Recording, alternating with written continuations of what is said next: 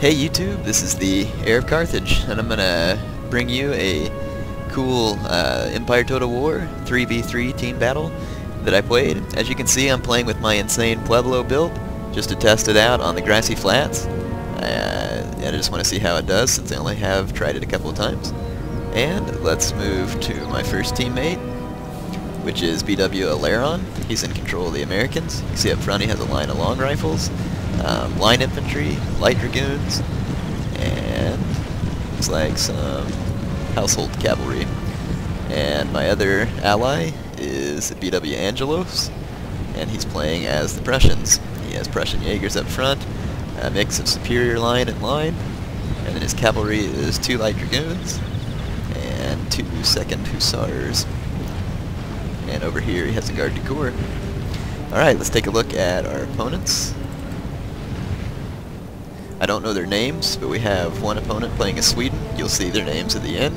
He's got riflemen in front, line and superior line in the rear, and his cavalry is heavy cavalry and light dragoons and a general's bodyguard. He has 2 teammates playing as Britain, and this player has green jackets, line infantry, and I think some guards, and he's got light dragoons on either flank.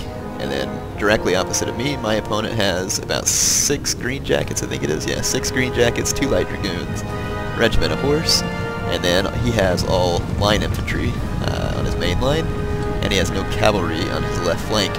And he has deployed stakes here, which I don't think did him any good, because number 1, I don't have any gunpowder units, and number 2, the stakes will actually stop bullets from his line as they're firing at my meat shield.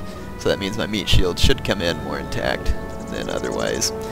Let's go take a look at the side of the battle where BW Angelos is. I think the action starts out here first. And I will try to capture most of everything that's going on. But there was a lot happening in this battle, and so I'm sure that I'll miss some. But I'll do my best. Yeah, sometimes it's hard to actually get a good game.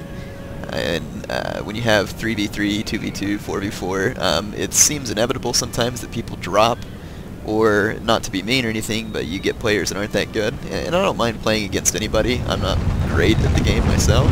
It's just that sometimes you're looking for a fun, competitive match, and when people try out poor tactics, it's not always fun when you know how to beat them very easily. But in any case, we had a pretty good match here. And as you can see, everybody's just squared off to start with.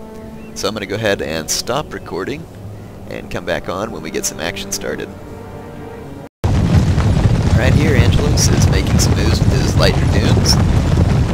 Probably just trying to get his opponent to make some moves. A lot of times you can use your troops to draw your enemy into mistakes, or possibly even traps that you've set. Light dragoons are actually an excellent unit for this, because they're very good harassing troops, very quick, they can fire from a good range. So they're excellent troops for forcing movement out of your opponent. And also, Angelos is moving some Prussian Jaegers up here, setting some stakes, so that he can possibly use those against enemy cavalry. And it'll also help protect his men from incoming fire, if necessary. It looks like what he's doing here is setting stakes so that if these light dragoons charge him, that he can retreat behind the safety of the stakes to avoid becoming entangled in a melee fight. Alright, let's take a look and see what else has happened, which is pretty much nothing at the moment. Here is the standoff between Aileron and his opponent, and right now I'm still in a standoff with my opponent. I am moving up a little, and I have a strategy worked up. My opponent is in long, thin lines, which is excellent for outmaneuvering enemy opponents, but since I'm going to melee charge him, that's actually not really going to work to his advantage too well. My plan is to take my extremely tough Crow Horse Warriors and basically carve a hole right through his light dragoons and regiment of horse there, because he has his front line staked and I can't get around. So I'm going to melee rush with all of my infantry, and then I'm going to carve a hole through his dragoons with my cavalry and hit his troops from behind, thus causing a chain rout by panic. And one danger to this Pueblo build I have is light dragoons. They're very dangerous because they have a further range than my Crow Horse Warriors, and if he comes up here and damages my meat shield, that can be very bad, because I need those units lines intact enough to not rout, so that they can absorb the enemy fire. So seeing that he is going to be able to harass me and knows this, I'm going to go ahead and do my melee charge. And let's come up here and take a side view of this and see my men as they charge forward. You can see the meat shield at work. So here's his green jackets absolutely unloading on my tribesmen. These poor guys don't have a prayer, and now he's going to run his line forward a little bit to get a volley as well. But as you can see, my tribesmen are still intact, even though all of his green jackets have fired. I've actually taken pretty minimal damage, which is good. There goes his line infantry. And so by the time my warriors are in range, he's fired off all of his volleys from his line and from his green jackets. And now I can disrupt his infantry. So since my meat shield arrives intact, his infantry will be disrupted and they can't fire. And here comes my warriors. That unit's completely untouched, and the others are relatively untouched. My warriors are so strong that if I can just get them in there with most of their numbers, that they are going to be able to give these British troops the business. And now my opponent makes a very smart move here, which is to hurry and pull his green jackets out of melee combat. He's going to need those, because I think he knows that it's about to get ugly with his infantry. And here I didn't quite get this unit. That's not good, because they're going to be able to pour fire in on me. As you can see, that's my meat shield routing out.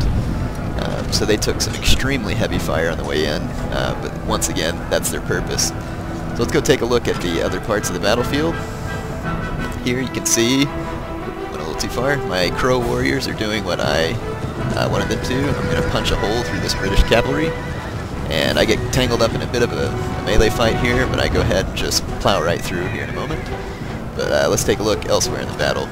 Aileron has started some skirmishing with his British opponent here, or at least just on that side. And then Angelos is still in a standoff with his opponent.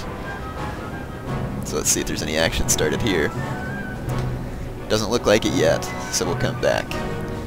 Alright, let's jump back to my side of the battle and see how the melee fight is going.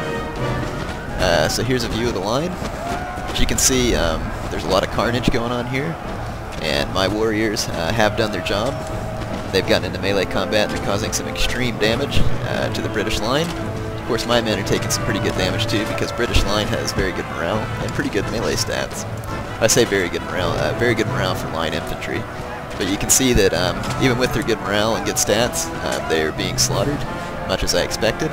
And also my cavalry is wreaking havoc on his green jackets who pulled back behind the line. They now have no defense other than their bayonet, which is actually pretty good. These guys can stand their ground better than any other skirmishers I've seen against cavalry. But they're gonna get destroyed because my cavalry is quite good. It's actually, I guess, native heavy cavalry, the closest form of it.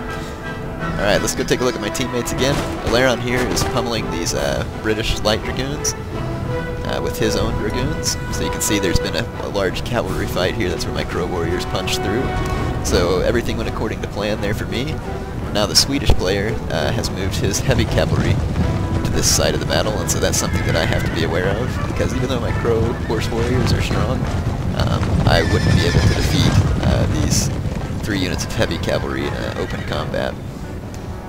Alright, and back to Angelos' side of the battle. Looks like there's a cavalry engagement underway. Let's see what's happening. It looks like he's got his 2nd Hussars into a melee fight with these light dragoons, and that is definitely going to go to the favor of the 2nd Hussars, who have a much better charge and better morale. And there he's used his light dragoons to hit these Swedish light dragoons, and they've routed out under the pressure. So Angelos has done a good job here of getting rid of the light dragoons, and that always helps you out, because light dragoons are a huge threat to your flanks and to your heavy cavalry as well. Looks like the Swedish player was attempting to support his cavalry with a line, but they're a bit too far from the engagement. Also, it looks like Angelos has opened up skirmishing, and he has a unit of Prussian Jaegers here that's outflanking the Swedish rifles. So the engagement's just starting there. Aileron is still basically in a standoff with his opponent, and his opponent really ought to be taking some action, because if he takes a look at the carnage I caused over here, he's going to very soon be in big trouble. His British opponent has been completely destroyed by my melee army. I'm just finishing off that unit of line infantry that I didn't get in the original engagement, and it's only a matter of time before they rout, because they're surrounded. However, he puts his men into square, which is a good idea because that'll keep them in the fight longer and thus occupy the attention of my warriors for longer and give his teammates a chance to fight it out. Alright, so I'm going to start regrouping my forces on the left flank of the other British opponent. So you can see that's what I'm up to right now.